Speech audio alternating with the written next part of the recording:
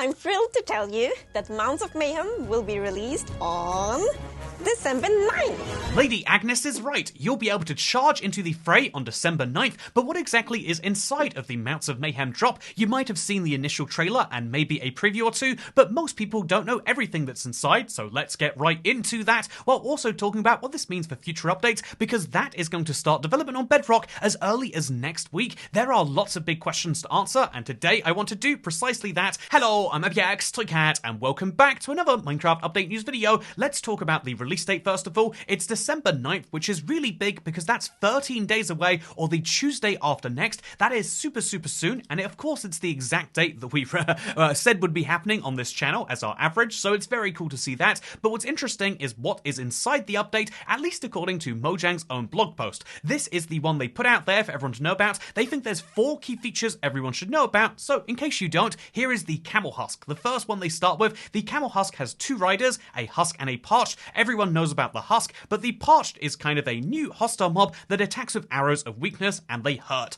Like the husk, the parched is immune to sunlight, which means dodging their attacks until the break of dawn won't be a viable strategy, so this is meant to be another reason for deserts to be a scary place. Very interesting decision to make, because Minecraft have already made desert updates this year, as you can see, not just from all the vibrant visual stuff they put out, but literally in this same image, you can see that desert grass in the background. This has been the year of desert updates seemingly, but it's also the year of the zombie Nautilus. This is a reminder that there are some serious sadists working at Mojang, because they decided that the trident-wielding drowned, which is by far the worst mob to encounter in the river, should be a little more powerful. So the zombie Nautilus is a brand new mob that can spawn in oceans and which will always spawn with a drowned on board, and that drowned will always have a trident. This is an absolute nightmare. I mean, they even say sounds safe, but this is a real nightmare of a threat to encounter. However, if you do kill the zombie with the drowned with the trident, one, it's great because there's now a better source of those tridents, but also you'll be able to tame the zombie Nautilus because he's a regular old mount, just like the zombie horse, which, by the way,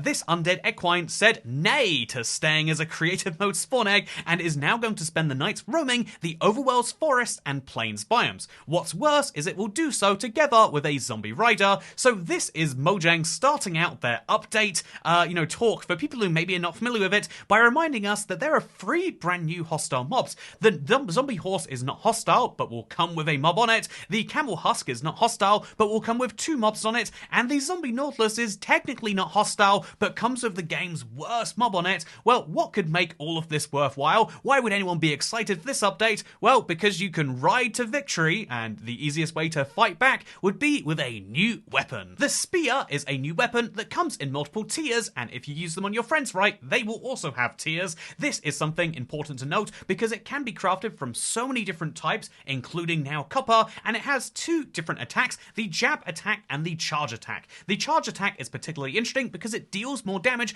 but depending on how fast you're moving, sprint on foot, don your elytra, or grab your favorite steed to test this out. Honestly, something that I haven't tested out is how exactly the spear does work on mobile devices. I imagine that's going to be a really interesting play around with the classic controls, but still, the spear is the reason to be excited for this because it's a very interesting weapon that does use combat cooldown on Bedrock, unlike every other weapon, so it's a very interesting thing. But right now, the only thing unique about it, outside of the 2 attacks, is that it comes with the lunge enchantment, which gives players an extra burst of speed and can be strong enough to knock a rider from its mount. Enchanted spears do consume hunger points depending on their enchantment levels, so make sure to pack a potato or 2. So those are the 4 features that Mojang thought were worth referencing as their whole own categories. They do reference at the very end here that the classic horse mount can swim and be equipped with netherite horse armor. The Nautilus will let you explore the underwater at sea and preserve your air supply, or maybe it's the undead mounts that you want, but they basically say that, yeah, it's 6 features in this drop, and that is interesting because I think by total number of features, it's the fewest, despite feeling like the most content overall, but still, that is what the Mounts of Mayhem drop represents, and it's coming out out very soon, but I know you, if you watch this channel, you probably did already know, and so you're excited for the part of the video where we say, but what about what's coming next? Well, I was actually a little worried because my flight back from the Arctic Circle landed at about 6 PM, a little bit after when we usually would have gotten a beta and preview, but as it turns out, this week they decided to take a Thanksgiving break. It's not ever announced anywhere, you've just got to take a healthy guess,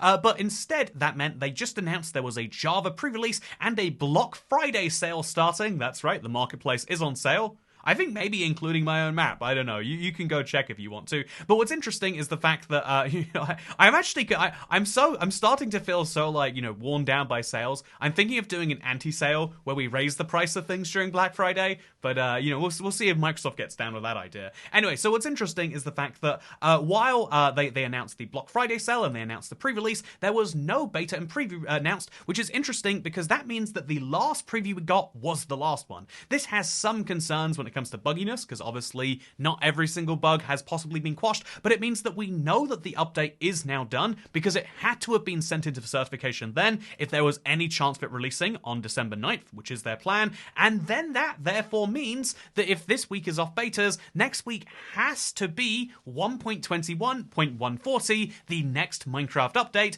However, we're also expecting Minecraft to move to a new naming system, so this is the interesting question. By next Tuesday, I'd be surprised if they waited till then to announce it, but next Tuesday or before, we expect to learn what Minecraft's new naming system will be. Will it be better or will it be much worse? Well, that's the fun thing we have to find out. But we are expecting Minecraft's first brand new update inside of the new naming system, which is incredibly exciting. However, you shouldn't expect to see any major new features. I would expect that they'll wait till January to actually reveal what's inside, Drop 1 2026, and so as a result, this will mostly just be the bug fixes, which are, let's be honest, entirely needed, and so having an entire bug fixing only update actually might be a really good thing for Bedrock, and so look forward to seeing that with its brand new name next Tuesday. And so to recap, December the 9th is when you'll be seeing the Mounts of Mayhem, and next Tuesday is when we'll be seeing the next update start its beta and previews, but now it's worth going into the conclusion and my view. This is something I try to separate from the rest of the video, but I think that this was a good, fast drop. Honestly, given that they announced it so soon ago, having so many major new mobs is incredible. Having the spears be in there is pretty great. I think that there are some real concerns around bugs. I think that personally the spears aren't necessarily balanced correctly, but I am hoping that first of all, getting it out there and having a Christmas update outweighs that by a substantial amount. I'm hoping that the positives of this update and the fact that there's so many new weapons and mounts massively outweigh the negatives of it, but I would also say that I hope that they're willing to look at this update in a few months' time, just like they did with last December's update, where they massively upped the spawn rate of the Pale Gardens, but in the next drop, I'm hoping that they come back and they take a peek about how spear balance is really doing, that they look at how the mounts are actually doing, and, maybe work around balancing that, because I do think this is an update that's going to dramatically change Minecraft, even if it just makes it harder and everyone ignores the spear. I think that that is something really important, and so this might be the smallest drop of the year in one way, or the biggest drop in another, and I'm fascinated to see which, but I'm excited for next Tuesday or the Tuesday after next. Actually, I'm excited for both the next Tuesdays, and hopefully you are too. With that said, I hope you all enjoyed this video, and I'm going to get back to playing around in my Let's Play world now, waiting for the next update to have adventures in. Speaking of update to have adventures in, I will be streaming a whole bunch more starting in December for anyone who's having withdrawal from those. We're going to try and stream every day in December besides Saturday until I leave to go to North America for my Christmas plans this year. It's going to be a fun one. Anyway, thank you for watching, and I'll see you next time. Goodbye.